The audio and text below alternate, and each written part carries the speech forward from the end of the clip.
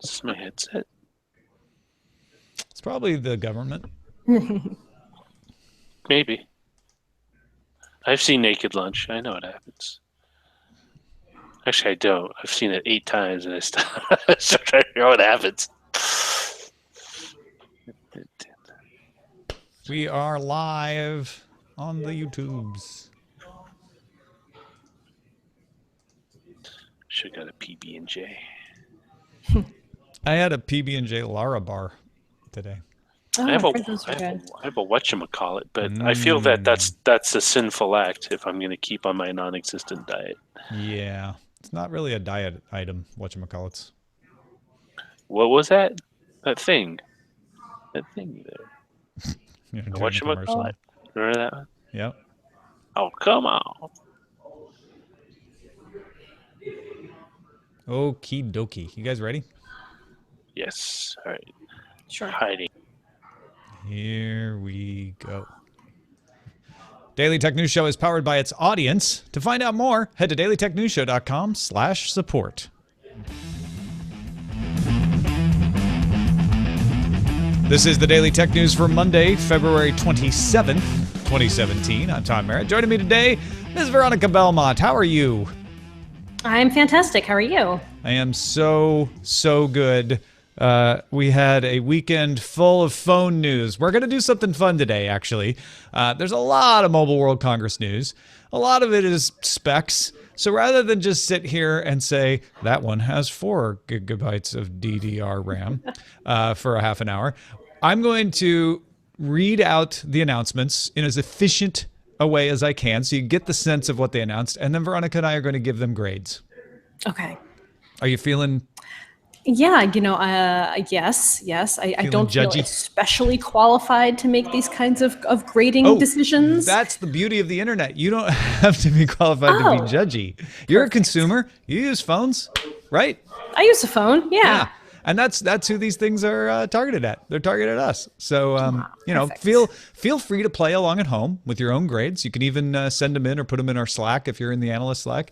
But before we do that, let's start off with the top 5 non-Mobile World Congress stories.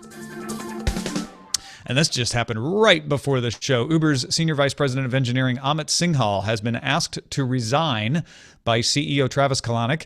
Recode reports that Uber discovered that Singhal had not informed them that he left Google after executives there informed him of an allegation of sexual harassment from an employee that an internal investigation had found credible. Now, Singhal denied the allegations of harassment, says there's no substance to them, they're false allegations, but did acknowledge there had been a dispute at Google.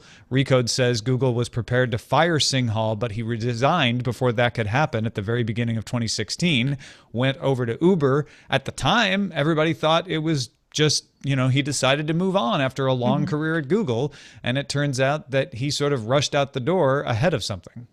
Yes, and he did not, of course, let Uber know that. And with the situation they're going through right now, they deemed that to be an untenable circumstance and let him go. Yeah, and he would certainly be considered a top performer. Whether he is the top performer that has previously been mentioned in Ms. Fowler's blog post, we don't know. Yes, it seems unlikely that those two situations are connected, but just they said in the article that they do not believe it to be the same situation, but just the culture there is definitely going through a shift, and something as troubling as that definitely had to have been on the surface initially. And something they couldn't live with, you're right. Exactly. Twitch will start selling video games this spring. Partnered streamers will get 5% of sales originating on their channel, with 70% going to the game publisher and the rest to Twitch. Customers who buy games get a Twitch crate with emotes, badges, and bits, the Twitch currency. Ooh, take that, Valve. Twitch coming at you. That's fascinating too, and a really nice way for streamers to actually make some income off of the games they're talking about. Yeah, there's no like League of Legends. None of the big streaming games are on board yet, but if they did, this could become a bit of a source of revenue. 5% isn't a huge amount, but it could become a source of revenue. It's also possible that it could lead to allegations that people are changing what games they're playing in order to sell the games, right? That's very true. But at the same token, this has been a great way for indie developers to kind of have their games be, get some attention that they might not necessarily have gotten. So now both the streamers and the developers can kind of benefit to some effect for this content. In an interview with the New York Times, global chief executive for Sony Interactive, Andrew House, said the company has sold 950,000 PlayStation VR units as of February 19th. There's a lot of debate about whether the HTC Vive or the Oculus Rift are selling more units, but it turns out PlayStation VR may be selling more than both of them. Sony's internal goal was to sell 1 million units by mid-April. It's very close to that goal, but although it has been dealing with supply shortfalls, Sony expects those supply issues to be resolved by April, so it's probably going to hit that million target, or at least get close. And they also announced PlayStation VR will go on sale in Latin America this autumn. So if you've been waiting for it in South America, Central America, you should have a chance to get it by the end of the year. Not quick enough, unfortunately, to help those numbers, but still exciting for users down there. That's a lot of VR helmets. Yeah. It really is. Mozilla has acquired Pocket, the service that lets you save things to read or watch later. I'm a fan. Pocket started as a Firefox extension and has been Firefox's default read it later service since 2015. Pocket has approximately 10 million monthly active users and will continue to operate as an independent subsidiary. So, do you have Pocket guilt? I have a little Pocket guilt. I save things to Pocket all you don't the read time, them? And then I don't go read them. I'm a little bit bad with that, but I actually like finding them later, like when I'm really looking for something to read. I'm like, oh, I saved all this great stuff. But Ryan is religious about it. He reads his Pocket every week when he's at the gym on the the elliptical machine or whatever it is he's using. He burns through all his Pocket stories. That's like his habit.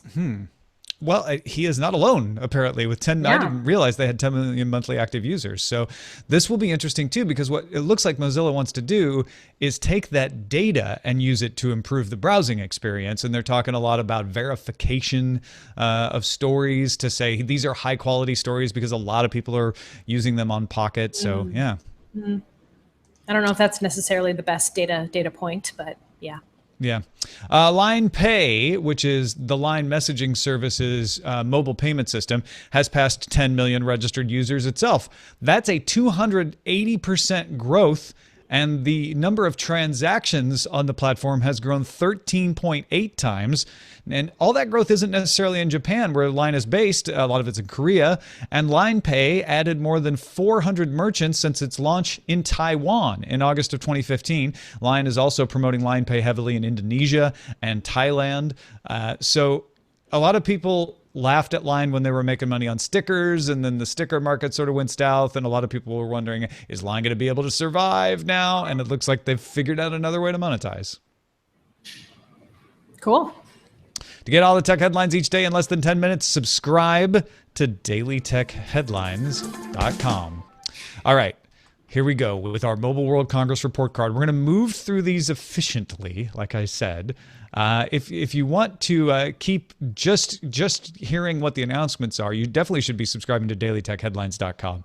We had a special Sunday edition, and then Rich Stroffolino had a version this morning that kind of extended that. So let's start with Nokia, though. 3 smartphones, a 5.5-inch Nokia 6. They announced this for China back at CES. It's now going to be available worldwide for 229 euros and 299 euros. A 5.2-inch Nokia 5, that's 189 euros, and the Nokia 3 for 139 euros. These are different variants in body quality. They're Android smartphones, decent cameras. They can be pre-ordered at nokia.com/phones. They'll ship in Q2, but here's the big part, and it's not even the big part, but that should be the big part, right? HMD is bringing back these Nokia phones, but they're also bringing back the 3310 candy bar phone. It's going to run the Series 30 Plus OS with the 2.4-inch QVGA screen, 2-megapixel camera. It even gets a micro SD card slot and comes bundled with the Opera Mini browser. So even though it's not a smartphone, you can do a little browsing on it, and yes, you'll also be able to play Snake. Gonna cost you 49 euros. That's all in Q2. All right. God, I love it. 3 Android smartphones, decent smartphones, but also the Nokia 3310. How do you grade this?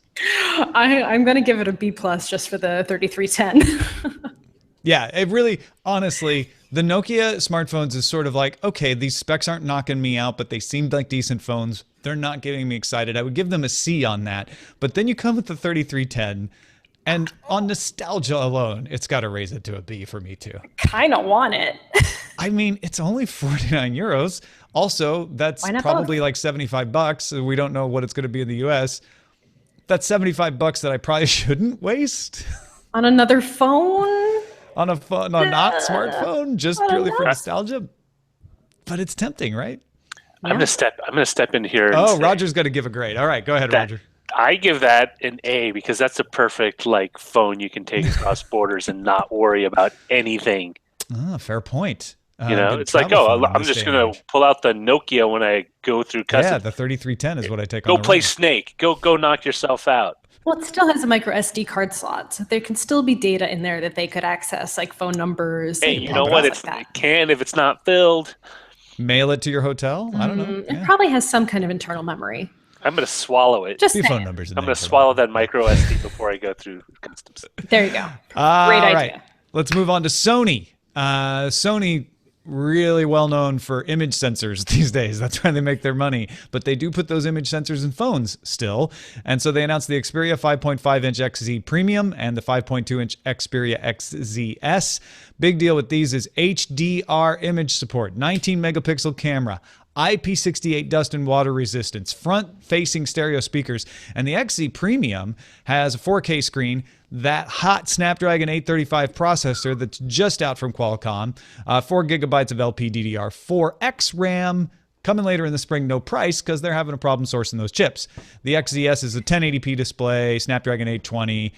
That's April 5th for $700 with 64 gigabytes of storage. And one more announcement before we give the grade. The Sony Xperia Touch projector, an Android device that can project a 1366 by 768 image at up to 80 inches on any surface. It can be on a wall, it can be on a table. And especially when it's on a table, you can use it for 10-point touch sensitivity. 10-point touch. So you can use that image that it's projecting on your coffee table as a touchscreen. Also has Google Assistant, which all the Android devices now are getting Google Assistant. Battery only lasts an hour, so you pretty much leave this thing plugged in most of the time. Here's the kicker, 1,599 euros. Ouch. Oh. Spring in Europe. What grade do you give Sony on the two Xperias and the Xperia Touch projector? I mean, I like the phones. I like Xperia phones. I always think they're really pretty and very well made and attractive, and the camera's always great, and they always stuff a lot of technology in there. So I would give those like probably an A minus, but because the projector is so expensive, and frankly, I just think projectors like this are kind of stupid. I know people have uses for them. I get that. That's fine. The 10-point touch is actually rather cool, but the price point is just still way inaccessible for most people. So I'm going to give them a B minus. B minus. Oh, okay. I would give the Xperia phones a B. They would get an A on imaging, but there's just nothing else really grabbing my attention there. I would give the touch projector an A, except when Really? it comes to the price. That brings it down to an A minus. So averaging that out, I guess I'm giving a B plus. So I guess we kind of we were in the B range, solid B. yeah. I give a B minus, you give a B plus, so they get a solid B. All right, TCL announced the Blackberry KeyOne. TCL, like HMD is making the phones under the Nokia brand, TCL has been making phones under the Blackberry brand. TCL announced the Blackberry KeyOne, a 4.5-inch 1620 by 1080 LCD touchscreen with a 3:2 aspect ratio and a touch-sensitive physical keyboard. So it's a narrow phone. It's got a physical keyboard. It can do keyboard shortcuts. There's a fingerprint sensor in the space bar, and it's shipping in April for $549. Keyboard. Blackberry. know. What do you give a grade for that? I'm going to give that an A. It looks dope.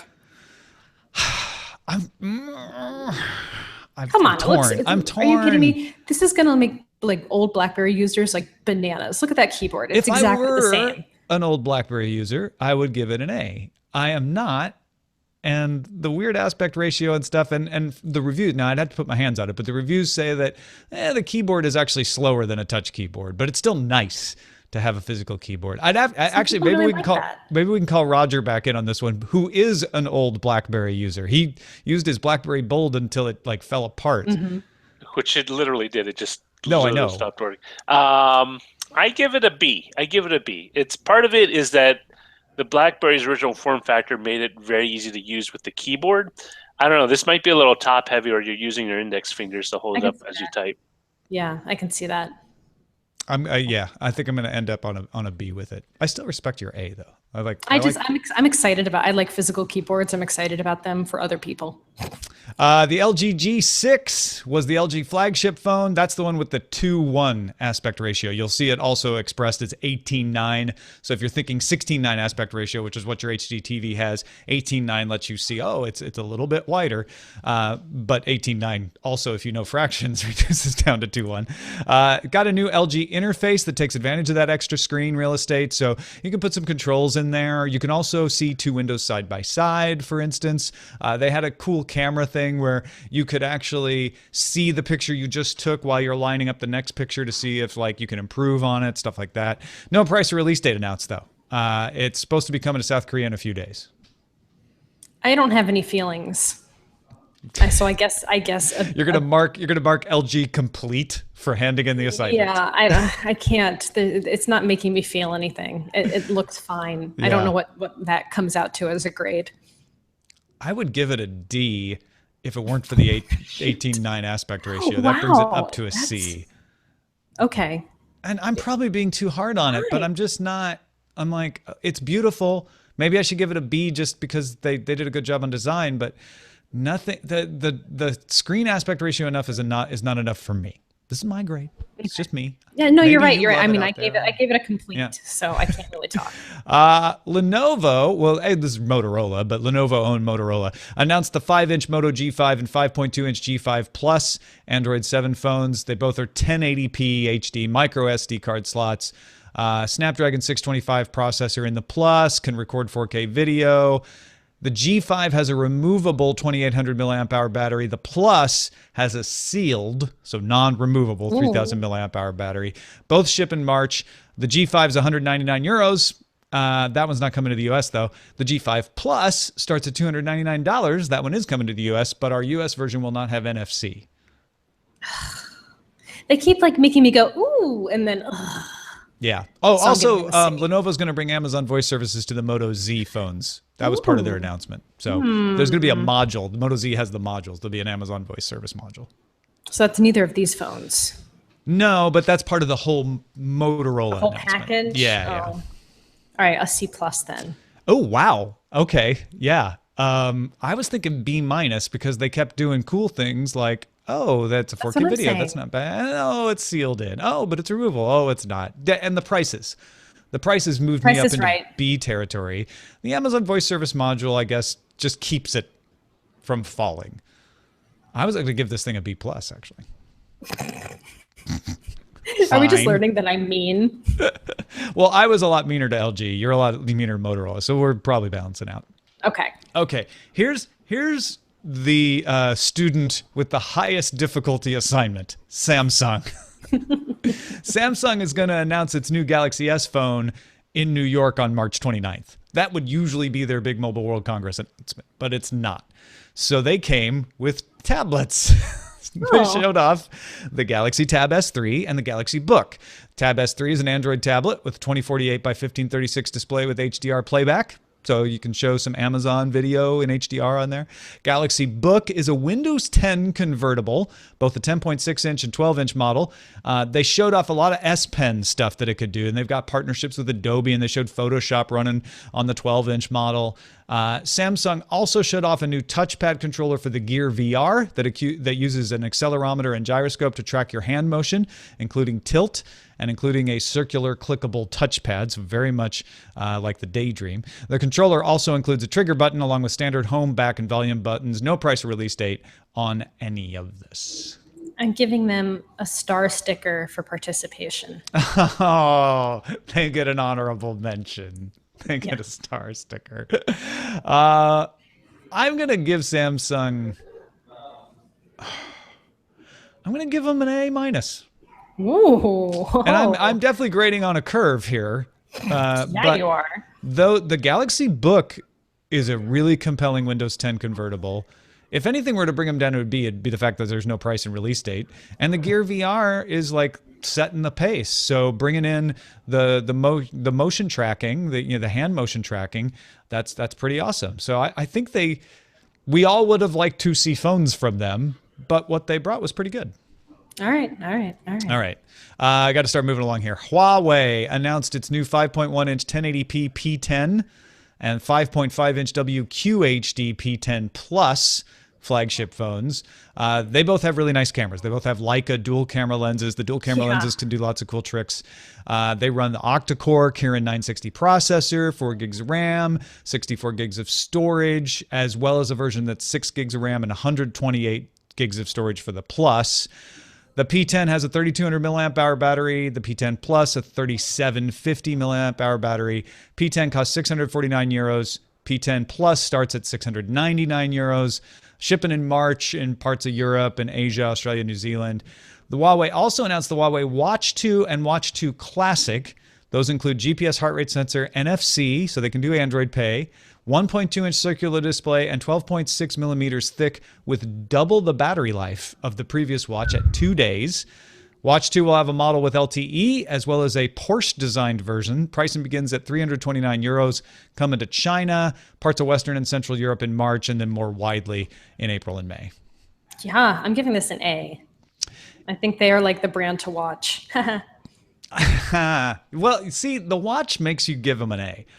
The P10 and the P10 Plus kind of bore me. Don't tell me why I gave them an A. Oh, well, I'm just saying they make me want to give it A.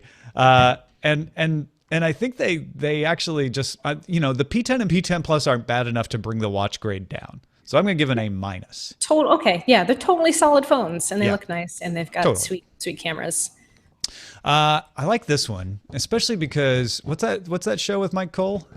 Hunted. The Hunted? This is the kind of device you would see on Hunted. HP announced a Windows 10 equipped Pro X2 612 G2, weighs 2.65 pounds, nice keyboard, good travel, lasts up to 11 hours, can be charged up to 50% within an hour. It also features MIL STD A10G spec for drop, shock proof, dust proof, humidity proof. Has an LTE modem, 512 gigabytes of removable solid state storage, 8 gigabytes of RAM, a Core i7 CPU with Intel Graphics 615, and you can pop the back off it for in-the-field service to replace components, including that solid state drive. Bundles in a Wacom stylus, and available now starting at $979. So all those specs aren't necessarily in the $979 version, but you can start the specs there, and a rugged case runs you $49 bucks. There's even a dock coming for it in March when you do have to be out of the field. That'll run you $149. I want to go into the field just for this hybrid. I'm giving it an A+. A+. I think, you know what? We're both suckers for this. I'm giving it an A+ too, right? I mean, we really shouldn't. We should really try it and see if it lives up to the hype of its ruggedness. They had me at military spec. I'm sorry. Yeah, it's really tough. And I've never actually, the ThinkPad is the closest to a tough laptop I've ever got because it was a more sensible, like those ruggedized laptops from Panasonic and stuff, they never really were as rugged as they wanted you to think. Maybe I'm just being silly by thinking this is going to be, but I'd take it on a test run. I like the specs. I'd take it out into the boonies for sure. Yeah. All right, back to Lenovo, this time for tablets and laptops. The Yoga 720 laptop line, 13 and 15-inch versions. Yoga has that 360-degree hinge. These have a 4K display, fingerprint reader, active stylus. 15-inch has an optional NVIDIA GTX 1050 in it with up to 16 gigs of RAM and 512 gigs of solid-state storage. That starts at $860 coming in April. Then there's the Lenovo Tab 4 and Tab 4 Plus. Both of these come in 8 and 10-inch versions. Here's the kicker. I mean, you don't really have to hear the specs. The Tab 4 8-inch is $104. The Tab 4 Plus 10-inch is $249. Wow. And the other two are in between. Okay, specs-wise, the Tab 4 only has a Snapdragon 425 and 2 gigs of RAM. Tab 4 Plus has a Snapdragon 625, 4 gigs of RAM. Tab 4 Plus has a fingerprint reader. But man, you can get some options too. You can add LTE for a little bit more. There's a kids pack that gives you a kid-friendly case, so it's a little durable, and a blue light filter. That's $20 or $25 for the Plus, or for the 10-inch. Productivity pack for the 10-inch with Bluetooth keyboard is $50. But really, I mean, $104 to $249 if you need a solid tablet. That if you don't need it to do a ton, these are pretty good. I'm not super impressed by the Yoga, like this most recent iteration. It's fine. It's fine. I am impressed by the price point on the tabs. I think that's pretty nice. So I'm going to give this a B+. I'm going to give it an A- just because I've decided to be impressed by the NVIDIA GTX 1050 option on a Yoga. Yeah.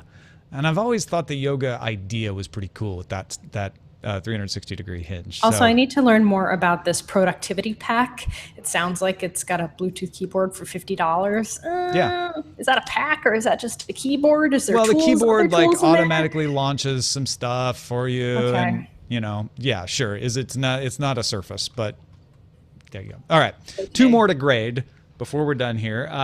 And these are neither one of them going to be phones, tablets, or laptops. Because there is more in mobile than just those devices.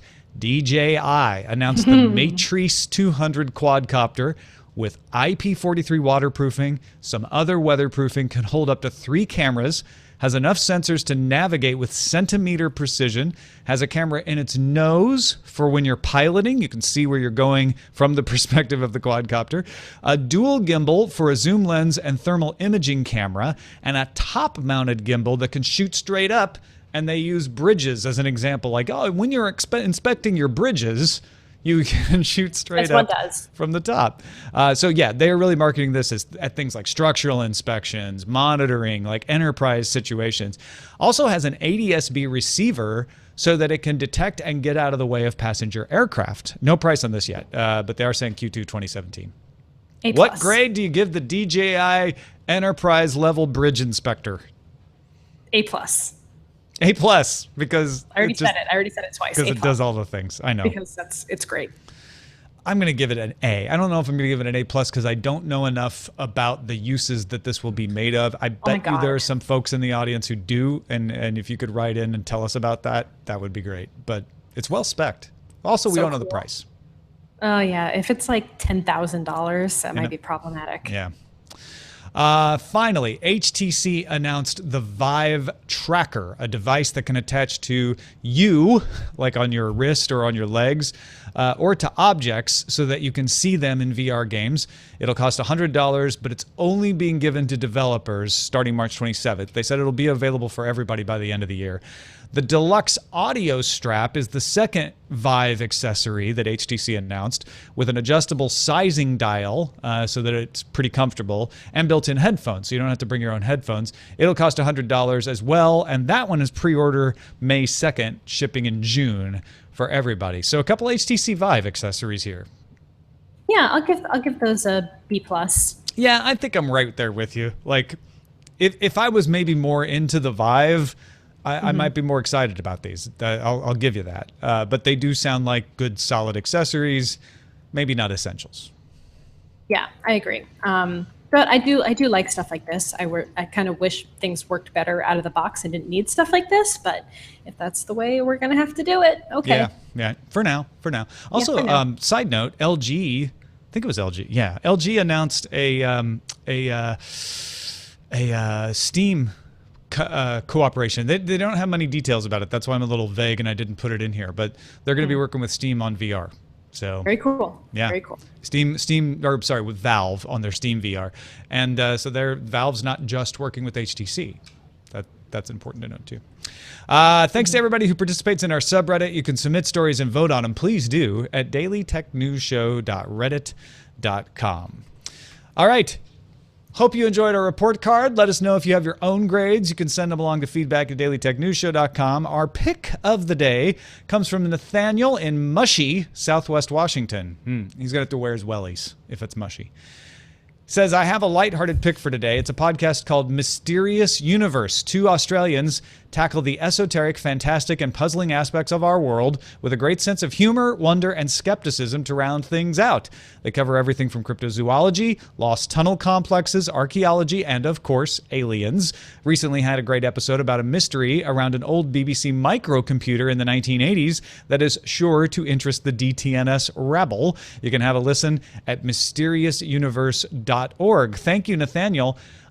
We here on Mondays are on diamondclub.tv right after Weird Things with Andrew Main, Justin Robert Young, and Brian Brushwood, this sounds like it's the Australian version of Weird Things. So if you like Weird Things, you might like Mysterious Universe too.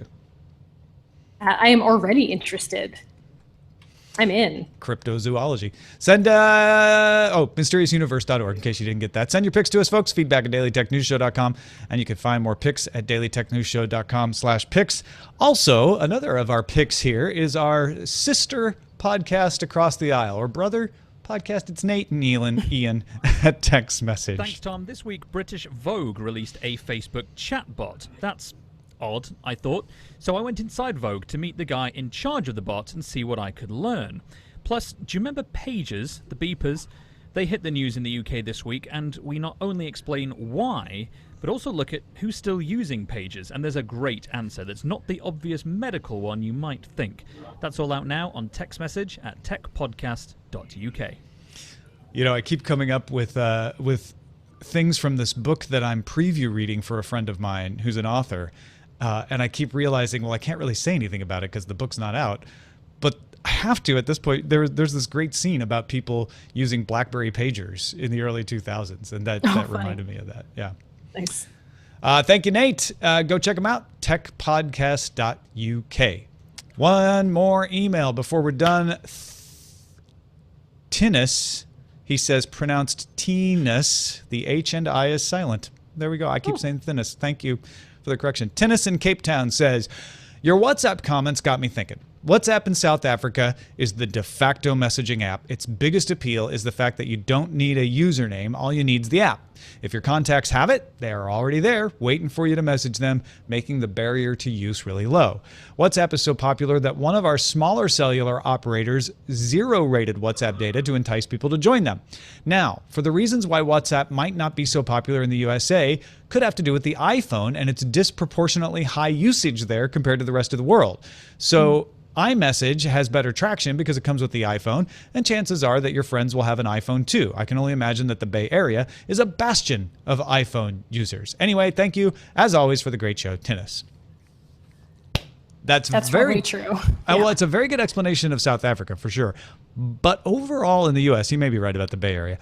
All over, Android is dominant here. I mean, iPhone has a bigger market share here than many parts of the world, but Android is still huge. And I have plenty of people that I communicate with regularly that their messages show up as green if I'm using an iPhone, not blue, which means they're not using an iPhone. So I think it really, I don't know. That could have something to do with it, maybe. I really think it just has to do with the unlimited messaging plans. Yeah. That's do you have how many friends do you think you have that you text with regular? I can think about 4. Yeah, it's probably like 20%. Definitely on Android. Yeah. Yeah, it's not the majority by a long shot, but it's noticeable. Close to half and half for me. That's that's a lot. Well, thank you, Veronica Belmont, as always, for joining us. What's going on? What do you got to tell people about?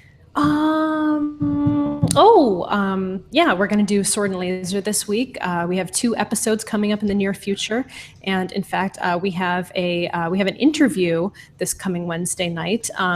If you guys are a fan of The Magicians, we're going to be interviewing Brittany Curran, who plays Elliot's wife on The Magicians. So definitely fantastic! Check that out. Yeah, I'm looking forward to that too. Swordandlaser.com also has a new book out in its imprint. That's right, we do. Pilot X by Tom Merritt. Just, I don't know if you wanted to mention that as a member of Sword and Laser. I just did. Did. Thank you. You're welcome. And hey, thanks to everybody who supports this show. If you give a little value back for the value you get from the show, we certainly appreciate it. That includes Jess Christensen, Mike Norton, and Ali Sanjabi, who just raised his pledge. I guess he got a little more value. Thank you, Ali. Patreon.com/DTNS. Our email address is feedback@dailytechnewsshow.com. We're live Monday through Friday, 4:30 p.m. Eastern at alphageekradio.com and diamondclub.tv. And our website is dailytechnewsshow.com. Back tomorrow with Rob DeMillo to explain venture capital to us. Talk to you then. This show is part of the Frog Pants Network. Get more at frogpants.com. Diamond Club hopes you have enjoyed this program. That was fun. Yeah, it was fun. Oh, good. I'm glad you thought so. Giving grades, taking names. What should we call it? Let's see. Showbot. Mozilla Pocket's Pocket. Oh. Don't call it a comeback. Mozilla Pockets. Oh, Mozilla Pockets Pocket. Don't call it a comeback. LG. Why the long face? Uber's colonic cleaning. Go play Snake. Rogers passing SD cards. Micro SD cards, so it's a little easier to swallow. 10-point touch. Pocket bought and paid for. Pocketed and undisclosed sum. U3310, but will it blend? Nokia Nostalgia. How would you pronounce that? You can. It's a tongue twister. Blackberry looks ripe. Tablets, ellipses, yay, question mark. Which do products make the grade? Grading and assessing Mobile World Congress.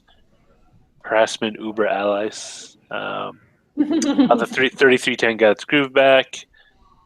Samsung's tablet prescription. That's pretty funny. Porsche Android wears posh. The brand to watch. Take 2 tablets and call us in March. I just made that. That's pretty funny. That's good.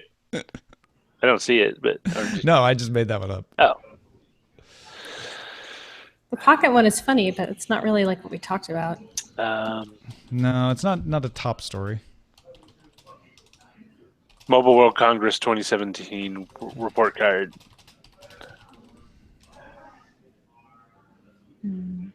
Here, it does what it says on the tin. Take 2 tablets and call us in March. See how it does in the court of public opinion. It's jumping up there. Oh, shit. It's a fickle court. It's a fickle court. Didn't Judge Wapner pass away? Yes, he did. I heard that.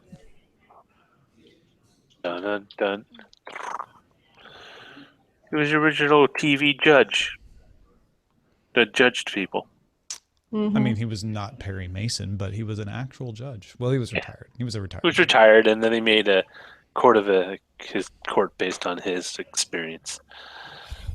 Was he? Did he create that show? Or was no, but the idea behind it was who was first court show was history conception. John Masterson devised the original camera in court concept in '75.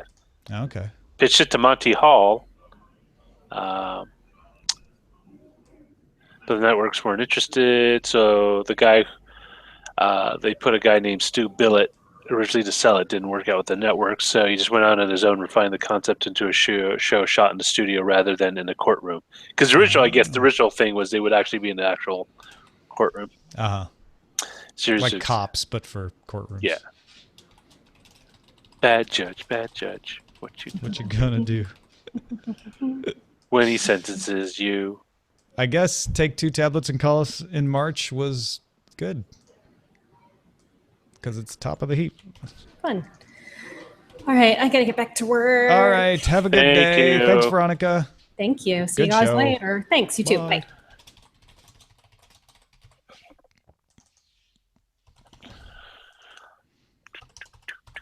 2017. Did you watch the Oscars? Yeah, we watched it over at my friend's place. Did you watch it all the way to the end? I watched the final award, but I didn't see that. We left thinking that La La Land won. I was gonna say that's what I wanted to know if you saw the yeah, takebacks. we got home. It's like what? Yeah, that seems that happened last year, didn't it? For something or no? Not for the Oscars. No, there was the Miss Universe thing. Is that what you're thinking of? No, there was another award. It was another award show where maybe it was a couple of years ago. Golden Globes. The only one I know of is Miss Universe, where Steve Harvey read the wrong winner. Oh, maybe it is. Maybe that's it. Still a great night.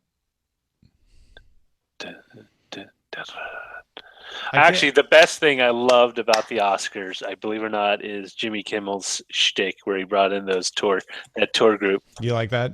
I loved it. That's like so taking his show into the Oscars. Very smart. Definitely him taking a show. And Eileen's a big fan of his show, so she's been on Jimmy Kimmel. Oh, nice. She went to see a recording with my nephew, and they both got sat by Jimmy while he did one of his tosses to break. Oh, nice. So I think we still have the recording of her.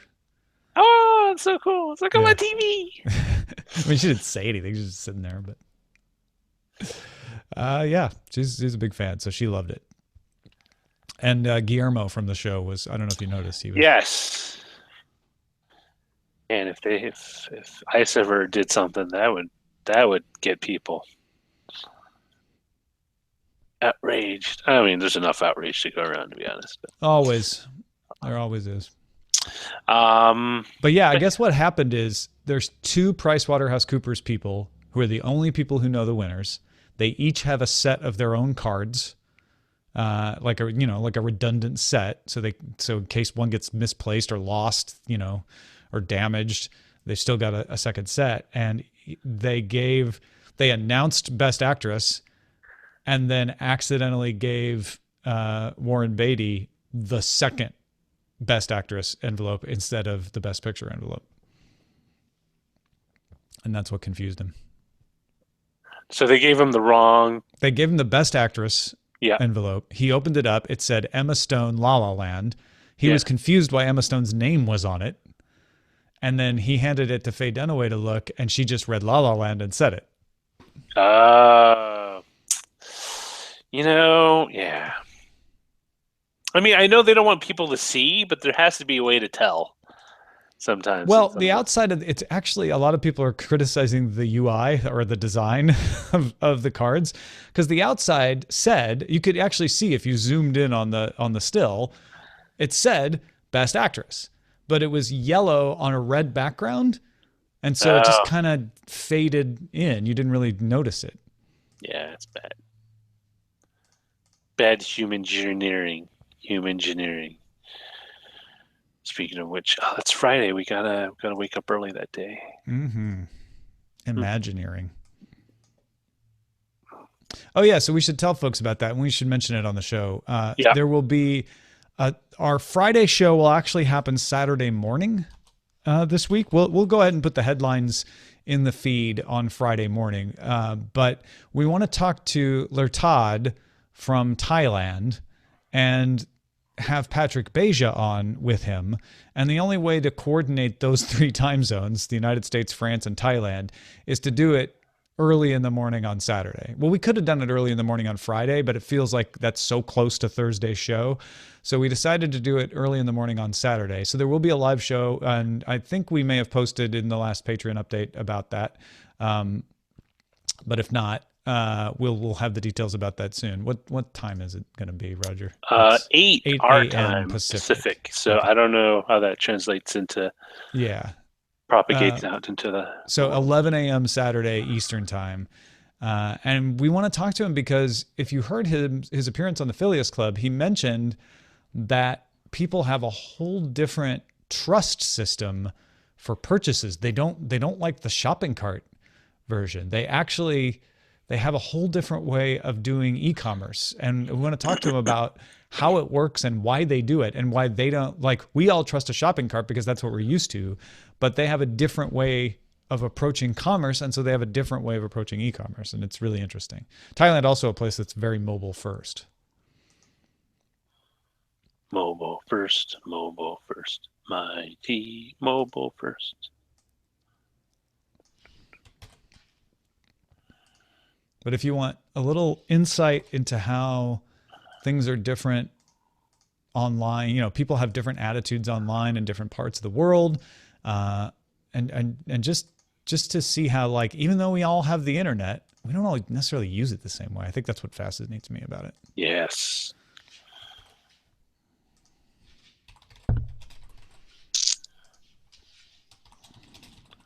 UTC, GMT. Are you trying to do the conversion? No, Zoe brings bacon and already did. 4 p.m. thank you, Zoe. General Mean Time, or Greenwich Mean Time. So he brings time zone conversions as well as bacon. It's not the like. I want Zoe to bring me not a BLT, but a club sandwich. I don't know if all those bacon exist. and coffee. That's what makes I don't know if they exist outside of the continental United States. But I'm so hungry. Why are you so hungry? Do you not have lunch? I didn't have lunch or breakfast. Well, you should eat something. It's not healthy. No, but I have three whatchamacallit bars next to me, and I'm really trying to not do it, eat man. this. Don't do it. Go eat something substantial, not a candy bar. But Snickers advertises itself as it does not actually really satisfy you. It has not been shown in clinical studies to satisfy you.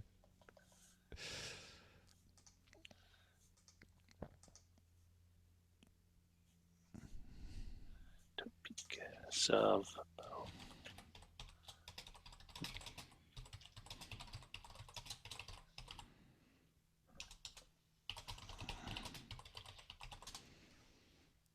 All right. Soft Bow's like, I air Jimmy Kimmel Tuesday through Friday most weeks in Topeka, Kansas. When was Eileen on? I would love to find the footage.